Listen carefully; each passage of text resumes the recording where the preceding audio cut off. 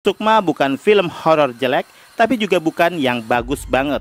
Sepertinya Baim Wong sudah memiliki formula bagaimana membuat film horor bagus, tapi sayangnya dia masih belum menemukan mana pilihan yang pas untuk diajak bermitra. Menemukan partner nulis cerita,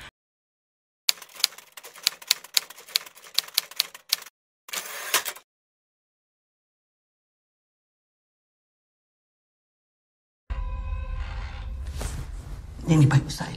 Salam sinema, sahabat sinemalogi. Sukma adalah film horor yang disutradarai Baim Wong. Film ini dibintangi Luna Maya, Christine Hakim, Oka Antara, Fedi Nuril, Anna Jobling, Asri Welas, Kimberly Ryder, Krishna Kitaro, Dazlin Ray, Giovanni Tobing, Amanda Sukasa, Keanu Tiger Wong, Kenzo El Drago Wong, dan lain-lain. Kepindahan Arini yang diperankan Luna Maya dan keluarga ke kota kecil untuk memulai hidup baru justru berbalik menjadi petaka setelah mereka menemukan cermin kuno di ruang rahasia. Serangkaian keanehan terjadi. Suara dan penampakan yang tidak diduga membuat Arini cemas akan keselamatan diri dan keluarganya. Ditambah lagi muncul sosok misterius Ibu Sri yang diperankan Christine Hakim. Waktu terus berjalan dan Arini harus mengungkap masa lalu dan misteri cermin tersebut sebelum semua terlambat dan Arini kehilangan segalanya. Kalian bisa membantu kami dengan klik tombol super thanks di bawah video. Kami akan sangat berterima kasih atas berapapun nominal saweran yang kami terima. Masih ingat banget bagaimana promo film ini dimulai, yaitu Baim Wong mengawali dengan klip video yang menampilkan Luna Maya, Christine Hakim, Oka Antara, dan Fedi Nuril yang berlari-larian di tengah hutan pinus. Terasa sangat menegangkan, walau ternyata itu hanyalah sebuah potongan video syuting reki yang ternyata di filmnya sendiri tidak ada adegan tersebut. Tapi penampilan Christine Hakim masih tetap konsisten menunjukkan kesintingannya di dalam film. Sukma menyuguhkan horror thriller psikologis yang menyorot Arini sebagai sentral cerita, selain cermin. Awalnya saya mengira judul film ini menyorot pada main karakter film ini. Nyatanya Luna memerankan sosok Arini, bukan Sukma. Jadi siapa Sukma yang seakan kehadirannya penting di jalinan kisah film ini? Ternyata pertanyaan itu terjawab di pertengahan cerita. Itu pun setelah teka-teki anagram yang sebenarnya sudah saya tebak dengan begitu gampangnya. Malah petunjuk itu seakan membuat saya bertanya-tanya lebih dan lebih, kayak memang tujuannya apa anagram itu ada? Siapa yang bikin? Kenapa malah dikasih tahu? Kemunculan anagram itu menjadi ambigu menurut saya, sengaja dibikin ada biar kelihatan keren aja kali ya. Padahal ya biasa aja. Sayang banget eksplorasi atas eksistensi cerminnya kurang mengintimidasi. Seakan cermin itu memiliki tuan, sehingga tunduk dan patuh pada orang yang menggunakan kekuatannya. Kayak sedih aja, benda sesakral dan seangker itu bisa dipergunakan seenak jidat. Orang bisa keluar masuk dengan begitu mudah. Padahal cermin bisa lebih jahat dari karakter jahat di film ini. Karena backstory cermin di film ini sangat tunggal, bukan milik siapa dan gak ada yang menguasai. Tambahan lagi, yang menurut saya lebih konyol adalah ternyata cermin ajaib itu memiliki buku petunjuk dan cara pemakaian. Saya kira cuman kulkas dan barang-barang elektronik lain yang butuh buku petunjuk. Bahkan untuk sebuah cermin ajaib pun perlu diberi buku tutorial cara penggunaan. Saya jadi mikir, jangan-jangan cermin ajaib itu diproduksi nggak cuma satu, tapi ada puluhan atau limited edition, sehingga bisa menghubungkan dari satu cermin ke cermin lainnya, semacam portal gitu ya. Tapi perkara cermin ini nggak ada habisnya, karena baru kemarin juga menonton film The Conjuring Last Rites, juga masih nyenggol-nyenggol soal cermin ajaib. Ya mungkin bedanya cermin Conjuring lebih agresif dan mematikan, karena memang dikendalikan oleh roh jahat, berbeda dengan cermin Sukma yang dikendalikan oleh nafsu dan angkara murka.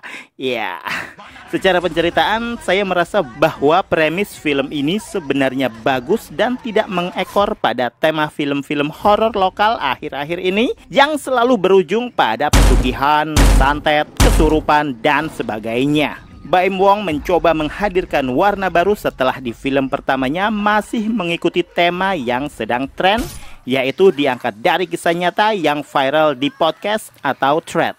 Kali ini Sukma nggak perlu mengambil cerita dari kisah nyata yang nunggu viral, cukup dengan menjual nama penulis yang sukses menggarap Gadis Kretek, walau ternyata naskahnya nggak menggigit, kemudian dan tentu saja jualan nama Baim Wong dan Luna Maya. Karena masing-masing punya fanbase-nya sendiri dan terbilang cukup fanatik. Sisanya ya tergantung dari bagaimana Baim Wong mengolah Sukma menjadi sebuah jalinan kisah klinik yang dibalut psikologis dengan atmosfer yang pekat mencekam. Performa akting Luna Maya makin hari makin bisa diterima. Masih ingat bagaimana dia kebingungan di jalan pulang dan juga mengalami keabsurdan peran di film Gundik. Kini lewat Sukma, dia memiliki media yang bisa memberikan dia kesempatan untuk melakukan eksplorasi peran yang lebih variatif dan gak itu-itu saja. Beruntungnya, Luna Maya mendapatkan lawan main yang juga tidak main-main. Nama-nama besar macam Christine Hakim, Oka Antara, dan juga Fedi Nuril sudah menjadi jaminan bahwa film ini bakal menjadi sebuah karya yang siap untuk dipertanggungjawabkan kualitasnya.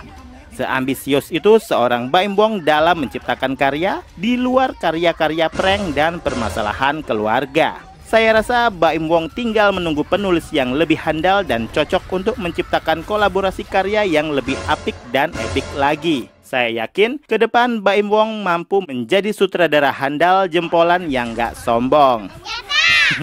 Sebagai film horor perdana, Fedi Nuril tidaklah mengecewakan.